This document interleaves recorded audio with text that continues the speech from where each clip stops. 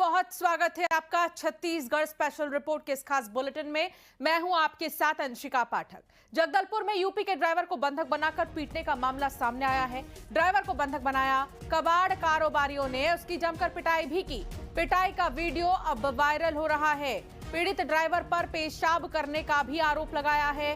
तांबा और पीतल की तस्करी करने का, दबाव डालने का आरोप है। मना करने पर कपड़े उतारवा कर बुरी तरह से पीटा गया है। पीड़ित को बंधक बनाया गया पहले तो, और उसके बाद उसे फिर हैदराबाद भी ले गए। किसी तरह जान बचाकर पीड़ित निकला है। शरीर पर कई जगह चोट के निशान उसके दिखाई दे रहे हैं। इतना ही नहीं, यह भी बता दें कि बस्तर पुलिस ने फिलहाल एफआईआर दर्ज कर ली है।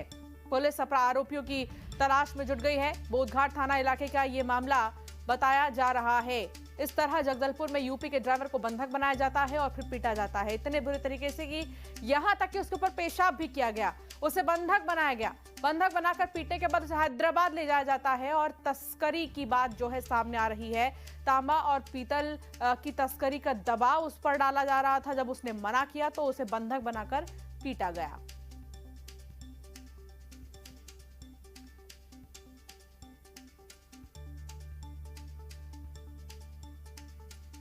और ये एक्सक्लूसिव तस्वीर आपको दिखा रहे हैं। देखिए किस तरीके से आयुष ठाकुर ये लोग लेके जा रहे थे। बोलते तेरे को गाड़ी ले जाना है। तो हम कहें ठीक है लेके जाएंगे। कौन सा गाड़ी है? तो बोले तांबा पीतल लोड है उसमें और ऊपर खड्डा है। तो मैं बोला भैया मैं नहीं ले जाऊंगा। तो फिर मेरे को वहीं से जो है ना ये लोग टॉर्चर किए। फिर ले जाके जो है फार्म हाउस बनाए थे, वहाँ पर ले जाके मेरे को इतना मारे। वहाँ पर 2 लड़के और थे फार्म हाउस में, वहीं काम करते हैं कि वो लोग रखे हैं। वो लोग बहुत मारे मेरे को, नंगा कर दिए पूरा मार के। तेलंगाना लेके गए। फिर आधे रास्ता में जो है ना हैदराबाद के पहले जंगल पड़ता है, वहाँ पे रोक के फिर मेरे को 2-3 चमाटा मारे और चाकू लिए और भिड़ा दिए। बोलते जो जैसा हम बोलेंगे वैसा तू बोलना। बोधघाट थाना टीआई साहब फ़ोन किए, बोलता कैसा है तू? मैं बोला साहब मैं ठीक हूँ। और ऐसा बोले, ये लोग जैसे बुला रहे थे वैसे मैं बोलते गया। हमने प्रार्थी से संपर्क किया, प्रार्थी से संपर्क हुआ। प्रार्थी ने डर के मारे हमें कुछ नहीं बताया। प्रार्थी बोला हमें किसी प्रकार की कोई तकलीफ़ नहीं है। इसके बाद जो आरोपीगण हैं इनको सूचना मिल गई, चूँकि बस्तर पुलिस उनके पीछे पड़ गई है, तो उन्होंने प्रार्थी को छोड़ दिया।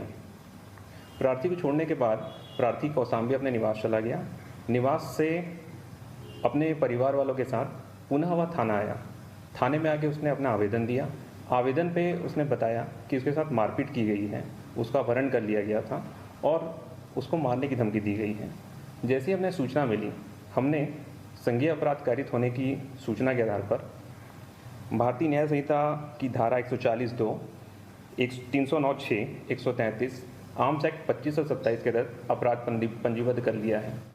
श्रीनिवास नायडू संवाददाता हमारे साथ जुड़ गए हैं। श्रीनिवास, ये किस तरह की हरकत है? और इस तरह एक ड्राइवर को बंधक बनाया जाता है, उसे तस्करी करने का दबाव डाला जाता है उस पर और फिर उसे पीटा जाता है। क्या कानून व्यवस्था का खौफ खत्म हो गया है लोगों के अंदर से? जी बिल्कुल, ये मामला बेहद ही गंभीर है। चूंकि जो यूपी का ड्राइवर है, यहाँ कबाड़ी जो व्यापारी है उनके यहाँ काम करता था और उसे तांबा और पीतल की तस्करी करने का दबाव डाला जा रहा था, जिसके बाद जो ड्राइवर है तस्करी करने से मना कर दिया। लेकिन इससे नाराज होकर जो कबाड़ी के कारोबारी है उसको बंधक बना के अपने फार्म हाउस में ले जाते हैं और जमकर उसकी पिटाई करते हैं। लोहे राड से मारा जाता है, बेल्टे से मारा जाता है, साथ ही उसके ऊपर पेशाब भी कर दिया गया है। उसके अलावा उसको इतना नहीं हुआ कि उसे फिर तेलंगाना, आंध्र प्रदेश जो हैदराबाद है वहां तक लेके गया। फिर वहां पर भी उसके साथ लगातार मारपीट करती गई। जैसे तैसे जो ड्राइवर है अपनी जान बचाकर अपने गांव तक पहुंचा और गांव में अपने परिजनों को इसकी बात बताई और उसके बाद उसे अस्पताल में भर्ती करा गया। और उसके बाद जो परिजन है पीड़ित जो ड्राइवर को लेकर जगदलपुर पहुंचे और मामला बोधघाट थाने में दर्ज हो चुका है। फिलहाल जो बस्तर पुलिस है मामले में एफआईआर दर्ज कर चुकी है और जो आरोपी की जो तलाश है वो तेज कर दी गई, क्योंकि मामला 25 जुलाई का है। तो स्वाभाविक है जो आरोपी इस घटना करने के बाद फरार हो गए और बस्तर पुलिस लगातार सघन तलाशी कर रही है आरोपियों की। जी बहुत शुक्रिया श्रीनिवास जानकारी साझा करने के लिए। और ये वीडियो काफी वायरल हो रहा है, हालांकि अब कार्रवाई की बात इसमें सामने आई है।